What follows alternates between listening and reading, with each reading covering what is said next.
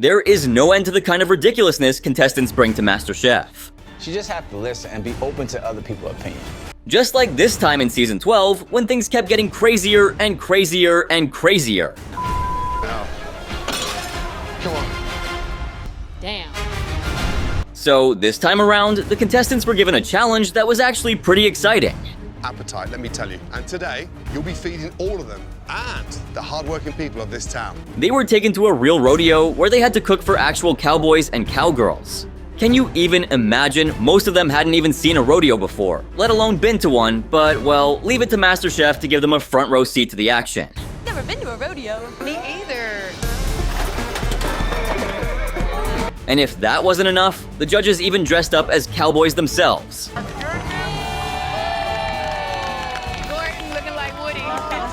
I mean, team challenges are always a hit with the judges, and this one was no exception. Yeah, the home cooks were all set to get into the theme themselves and show off their skills. But things got even more interesting when they announced the team captains for the day. Bri and Shelly, after being in the bottom last week, we'd like to give you a chance today. And it was the same two contestants who were in the bottom two just the week before. Yeah, the exact opposite of the way they usually do things. So Bri and Shelly were in a tight spot that week. They had to prove themselves if they wanted to stay in the competition. Bri took charge of the red team while Shelly led the blue team. And as captains, they were bestowed with power.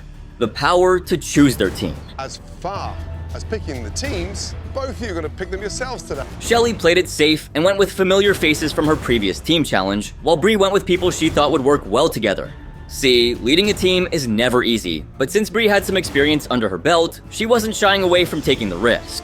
Although both the team captains had the same shared goal, they had different reasons for their picks. But since there were big personalities gracing the challenge that day, they had to make sure only one voice was in charge: the head chefs. Anyway, let's see what they planned on cooking up for the challenge. A beautiful selection of bone-in steaks. What? If you've seen Bri in action, you'd know that she isn't one to yell and scream. But this also meant she sometimes struggled to assert herself. And this time, the judges were soon to notice. Bri's soft-spoken, but as a team captain, she'll need to step up, be assertive, and take control. Anyway, her team decided to make a BBQ dish, with each person handling their own stations. And Bri's poor leadership was about as apparent as it possibly could have been. Bri, FYI, Dara's on her own, cutting up yams. Yeah. These two are messing around with slaw. With plenty of machines available, they didn't really need 2 people on coleslaw duty. Not unless they wanted to let more than 100 people go hungry, that is. The sooner Bri got her act together, the better things would be for her team and everybody else. But Bri wasn't the only one struggling. Shelly hit a snag with one of her team members. Let's go. Check the temp, Christian, please. That's a disrespect if you poke at me. But check it, it's right, it's there. She thought teaming up with Christian would be a great idea, but boy, did that backfire. Christian loved to argue. And when it came to checking the temperature on the meat, he was on a mission to find an excuse to do exactly that. Steaks, to make sure that I have the right temperature. Come on now. I've cooked hundreds and hundreds of steaks. And I'm asking you because you're going to be managers. He insisted he had it under control and didn't need to bother, but Shelly managed to convince him otherwise. From a place of passion. Unaware to Shelly, Christian took to the confessionals to vent about her leadership. To succeed in this team challenge, you just have to listen and be open to other people's opinions. But here's the irony of it all. Back when Christian was team captain, he did the exact opposite, dictating everything, refusing to listen, and leading through fear and intimidation. Well, looks like someone couldn't handle the taste of his own medicine. Anyway, Shelly didn't want to replicate that approach, but guess what happened as a result of going easy on everyone? Christian was taking advantage of her collaborative nature. Steaks, what's the temp you going for? We're going 120. Medium rare, yeah. Is it there? 25, yeah. Let's go. Cool. Come on, work with me. Meanwhile, Emily was dealing with her own set of issues. Like, who's placing what here? I know who's doing what. Who is doing what? Emily, take it down a notch. The chaos escalated when Shelly started giving unsolicited advice to Brandy. She's too sweet, but she has Brandy go and add some stuff to it. Well, sounds like they were headed for a disaster. With time running out, Chef Ramsay had to step in and intervene. Taste. I just did this one. I didn't see you taste that one. You just dumping sugar in there. But instead of listening, Shelly started to argue back. No, don't argue. Just listen to what I'm saying. Yes, chef. Taste before you dump a kilo of sugar in anywhere, yes? Yeah, if she wanted any chance at winning this, she'd better listen to Chef Ramsay's advice. But, well, it was already too late to make any last-minute fixes. So, I guess you can imagine how the dish turned out to be. Taste those beans. They're way too sweet. Touch of salt in there. I told you. Yep, I guess everyone saw this coming except Shelly. The situation left Brandi frustrated as all hell, caught between Shelly's advice and Ramsey's expectations. With the pressure showing no signs of slowing down, Brandi started throwing a fit, complaining about each and everything she had to work on. We're out of Brussels? No, we're not out of them. I just have to get them in the oven, Chef. While Brandi struggled to pull herself together and focus on job, Shelly was taking her own little sweet time with the coleslaw, all the while complaining about Brandi. About these Brussels sprouts. Doesn't take anything to chop Brussels sprouts. But this is where things spin out of control, if they weren't already. Well, either way, Christian went ahead and did something totally crazy. Blue team raw. On the inside. Okay, you know what I'm gonna do? I'm gonna take it back and have him fix another way. Well, not surprising why Chef Ramsey reacted like this. Yes, You chef. can't just throw food out like we don't care. Yes, chef. The kitchen was in total chaos at this point, and Shelly wasn't helping by putting people in the wrong stations. I mean, Christian was refusing to even check the temperature of his steak. So it's no wonder why things were going down the tubes. Luckily though, Derek, who was Christian's red team counterpart, was a total rock star, cooking every piece of meat to perfection. She made me look like an idiot, and I just served it back to her. Shelly will see it when Gordon tallies up. They'll see. Because he actually checked their temperature. Imagine that, right? However, oh man, Derek saw Shelly's struggles as some serious karma, since he was convinced she didn't pick him for her team because of personal reasons. So, in his eyes, she was totally getting what she deserved. I mean, he was probably thinking, hey, this is what you get for ditching me. Well, despite the blue team managing to pull it together and finish strong, the big question on everyone's mind was it enough to win? Both teams finished their service on a high note, and the Cowboys, and like I mentioned earlier, Cowgirls got to decide who would take home the win. And drumroll please. Well, all thanks to Shelly maybe, but here's the thing, the judges decided to throw in yet another twist at the last minute. The blue team didn't get to choose who to eliminate as planned, and this was a total game changer. Instead, the judges took control and made the decision themselves. Be important few minutes. Excuse us. And you won't believe who they decided to eliminate. Shelly. Yes, the captain who sank her team, Shelly. Well, it's clear that her leadership had fallen short, and the team had ultimately crumbled under her guidance. He wasn't present. Leadership starts from the top. You have to have accountability. Despite her best efforts, she couldn't quite get her team on the same page, and it cost them the competition. Val is a leader. Thank y'all so much. It was a pleasure working with each. It was a tough pill to swallow, but I think it was the right call at the end of the day. However, let's now get into another intense episode from Season 7, when Nick Nappy, a finalist from Season 6, returned with a special request. Anything that we have ever seen, the stakes are higher, it's crazy. A wedding, we just started. And guess what? They had absolutely no time to let the big news sink in. The wedding was scheduled for the very next day, and the contestants had absolutely no time to prepare. To make matters worse, Nick and his fiancée were super picky about the protein they wanted for the wedding. Expensive, elegant protein, but you overcook those scallops and they wind up a rubbery mess. So, the teams had to cook two challenging dishes, scallops for appetizers and rack of lamb for the main course. But the real challenge is the team selection process. Nathan and Terry were assigned as team captains. However, Nathan was facing just a little bit of skepticism. Nathan, we have 5 with you. Ouch. As a young 20-year-old, people were doubting his leadership skills, so none of the home cooks were eager to take a risk on him. Well, anyway, the stage was set for a super challenging team challenge with high stakes and potential leadership struggles. When it came time to pick teams, a bunch of contestants volunteered to join Terry's team, but the judges stepped in. Oh my gosh, this is just like getting picked for dodgeball in middle school. And this is when Chef Ramsey decided to intervene. This challenge will be cooked by 2 even teams of 9. With 12 members on Terry's team, Terry had a tough decision to make. He had to eject 3 contestants and hand them over to Nathan's team. Terry took full advantage of this opportunity and decided to make a strategic move, because after all, he wasn't going to send Nathan his best. Fellow cooks have strong personalities and very opinionated, and there could be problems. But surprisingly, he ejected Sean too. Wondering why? Well, let's hear Terry explain it. I would like Sean on my team, but I also know that Sean is a serious type A personality. Smart thinking if you ask me. And just as Terry predicted, Sean's strong personality was a huge hindrance for Nathan's leadership. Please, guys. Let's do a blood orange vinaigrette with... No, guys, please stop. Right from the start, Sean tried to take charge and completely sideline Nathan, which led to a heated argument. Do you want to wear this? Nathan, Please we're a stop. team. Let's go. Let's Please go. stop, okay? While Nathan tried his best to take a stand, Sean wasn't too convinced. Nathan's ever had a leadership role before, and I don't think he knows how to speak to people in a situation like this. And just like Sean predicted, the blue team was a hot mess, and soon the teamwork turned into frustration. Everybody calm. Everybody calm. Just calm. Move! This is insane. Nathan's new role as a leader wasn't welcomed with open arms. The team dynamics were still super rocky, and it was clear that they were struggling to work together. The tension in the kitchen was out of hand, and the team challenge was turning out to be a real test of collaboration and adaptability. And to make matters worse, Sean was having a tough time delegating tasks, especially when it came to Barbara. Why are we cooking all these scallops now? They haven't even sat down yet. And with that kind of forward thinking, the guests would be eating rubber for their appetizers when the ceremony started in, like, an hour. Safe to say, Nathan lost complete control of his team, paving the way for Sean to step into his shoes. Listen, we're gonna listen to Sean for a minute, okay? Okay. Everybody just relax, and we're gonna win. I get why everyone wanted to look up to Sean. But this little forced switch in leadership didn't sit well with Nathan. I need you to stop. Nathan, watch out. Look, come here. Look at me. He, right now, knows more what's going on. Listen. Nathan was running around like a headless chicken, arguing with team members left and right, especially Sean. Sean, move. Nathan, calm down. He's losing his mind, man. But then, Barbara struck again. Seriously? Oh my gosh. Who made that vinaigrette? Barbara! Her mistakes were piling up, and the team was in chaos. The blue team was imploding, with Nathan and Sean at each other's throats. Meanwhile, the red team was facing a different kind of challenge, Mother Nature. Everywhere, and we're running into problems with the burners going out. The wind was blowing everything away, and they had to think fast to salvage their dishes.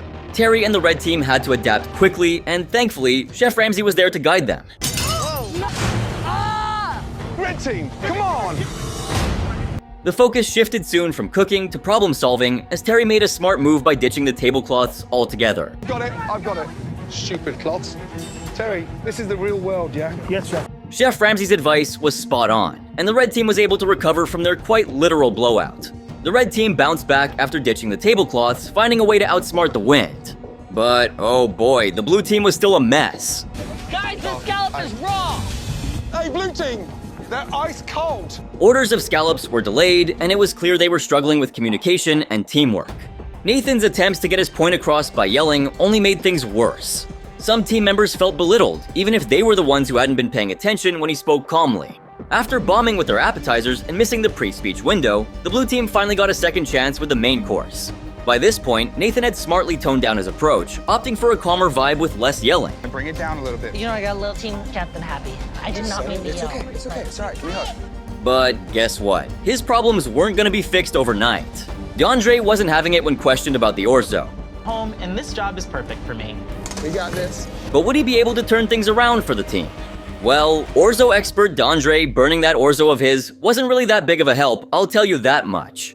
Desperate to save the dish, he looked towards Chef Ramsay in a last-ditch effort to help save his dish. In there, can we get some lemon juice in there? Can we sex up a little bit? Yeah, we'll try to make it better, Chef. Do you want to start over? Meanwhile, the red team, who had been cruising along, hit a speed bump with their main course. Their racks of lamb were served raw. Cold, dang it. It's raw. Chef Ramsay had to once again step in, and this time he couldn't help but school them for their lack of focus. The delay caused by the raw meat really hurt the red team's performance, but they still managed to pull off a win thanks to their teamwork and determination. As for the blue team, well, their communication breakdown and rough service in the high-pressure kitchen led to their eventual defeat. Had potential to take home the title. Others, not so much. Well, they honestly had it coming. In the intense pressure of the MasterChef kitchen, all it takes is one single mistake to send you packing. But guess what? The second Mystery Box Challenge of Season 4 was about to take things to a whole new level.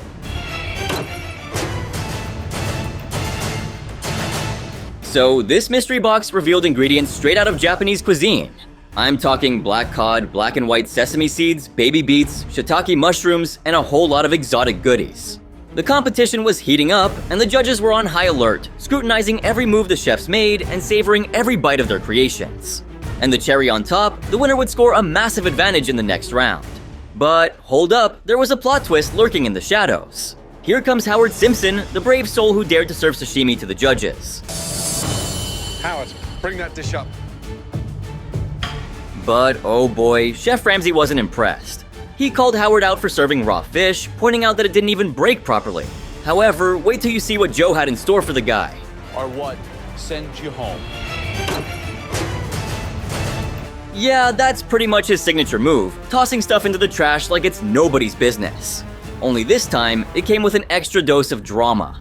Fast forward to the elimination round, and Howard had a chance to redeem himself with some amazing cupcakes. But was it enough to save him from getting the axe? Well, what better place to start than with Joe's reaction, right? It's a nice, very kind of a light and airy cake. Surprise, surprise! Joe couldn't help but give Howard's cupcakes some serious props. Guess Howard's baking skills were a bit better than his mastery over sushi. And when Chef Ramsay tasted those cupcakes, his reaction was pure gold too. Cooked to perfection. Start believing in yourself a little bit more. And yeah, there were some serious good vibes going on here. It's definitely the hero. A bit like you tonight. Good job. Thank you. Well done. Plus, Howard was really feeling that. They actually complimented me on. I'm really surprised that, all the dishes that I... Yeah, I guess the competition really got to him. But hold up, guys. Things are about to get even more ridiculous with this next episode. You have a team challenge. And the challenge you face tonight, the biggest risk that I personally have ever taken. So, in episode 8 of season 10, the home cooks were gearing up for another intense team challenge, with Michael and Nick stepping up as the blue and red team captains. And what was their mission, you ask? Well, get this. They had to master a gourmet 3-course meal at Joe's signature restaurant in Los Angeles. We'll have to learn how to make a gourmet, authentic 3-course. But here's the catch. The captains had to absorb every single detail and relay it back to their teams. Nick had to brief the red team, while Michael had to do the same with the blue team. And before you knew it, the competition was underway with a challenging first course. First is a pasta course, the ricotta and egg raviolo with brown butter and sage. Precision was going to be key here. Every chef had to nail crafting a single ravioli with the egg perfectly running. Next up, the contestants faced a real challenge with the lamb rack and tahini and dried Persian lime marinade. And let me tell you, they were scribbling down notes like their lives depended on it. Color? You notice the quantity of the seasoning that she's using? A lot of salt. Oh my gosh. I think if one of you two... No measurements provided. Their memories were all that they were going to be able to rely on down the line. And then, it was time for the final dish. A perfect mix of seasoning and technique was the key to nailing it. Color? You notice the quantity of the seasoning that she's using? A lot of salt. Oh my gosh. The stress level must have been through the roof. This is the first time I've actually felt really stressed in this competition. Since the whole team depended solely on their respective captains. And to make matters worse, they had only 1 hour to prepare 3 dishes for each course. That's 9 dishes in total. The captains had to rely on their memory and leadership skills, opting out of cooking themselves. It was a true test of their culinary expertise and strategic thinking. Joe's demand for individual plates for each judge added another layer of complexity, making this challenge a true test of coordination and time management. With the clock ticking away, the captains had to hustle to assign stations, each responsible for 3 dishes within the tight time frame. 15 minutes remaining. Let's go, guys. Speed up, please. Some contestants rose to the occasion, showcasing their ability to handle pressure like pros, while others found themselves in way over their heads. Now, let's focus on Sam. He was in charge of the trout, but then he decided to go rogue and use a stainless steel pan instead of the cast iron recommended by Michael. Is he ready? No. I think it still needs another minute. That white was... Despite his partner's advice and later Michael's explicit request to switch to cast iron, Sam stuck to his guns, firmly asserting that he, and I quote, had this. Stainless steel, but... Oh, no. I know exactly what I'm doing. I know, Michael, you gotta trust me. I know exactly what I'm doing. You know, starting to think that he did not, in fact, have this. Seriously though, Sam's confidence was slowly turning into arrogance, and he was still insisting on using stainless steel despite Michael's warnings. You could tell that Michael had enough and was visibly frustrated. Crispy. Sam, you didn't listen to me. I gave specific instructions to Sam. Sinus Sam wasn't budging. Michael had to find someone else to work with, and he finally found a teammate who was willing to use cast iron. 2 of them done. Get those pans roaring, They're guys. already hot. They're already on. Skin down, do not move your fingers from off of. Like, what an insane hill to die on, right? But if you thought that was bad, oh man, the pasta station was a mess. Michael was trying his best, but the butter just wasn't browning right. And to make matters worse, he was so focused on the pasta that the other stations were getting neglected. Michael's not even gonna have a chance to look at the other 2 dishes. This is a big mistake. He needed to trust them with the ravioli. When it was time for judgment, the judges got down to scrutinizing every detail. It looks like it's sat in a pool of butter. Yeah. It would be a perfect butter sauce if it was a Meanwhile, the blue team was drowning their pasta with an entire stick of butter. And you know what? Michael owned up to it, admitting that his decision to make the ladies wait was a major contributor to the catastrophe. I mean, it's tough to juggle multiple stations, but that wasn't going to be a big enough excuse to save him from the judges. It's a shame because they've got the finesse of the ravioli absolutely nailed. The thickness of the pasta is beautiful. On the other hand, the red team absolutely nailed the pasta dishes and scored the point. But their lamb was nowhere near as pretty. different strategy. Serve the crusty end of one rack and the centerpiece of another. Was that your idea? Katura thought it was fine, but Nick didn't speak up, and they eventually lost that round. As for the blue team, well, let's just say Chef Ramsay was thrilled. My lamb seasoned beautifully. Thank you, Chef. It's on point. Touch less cooking on the broccolini for me. And then the final dish arrived, and the red team brought it back with their trout. The blue team's version, on the other hand, let's not even go there. So a bit overcooked. We got a lot of issues of technical cooking mistakes. In the end, it was a clear win for the red team, and Michael was left fuming. What a dramatic turn of events. So, can you think of more times when chefs made ridiculous mistakes?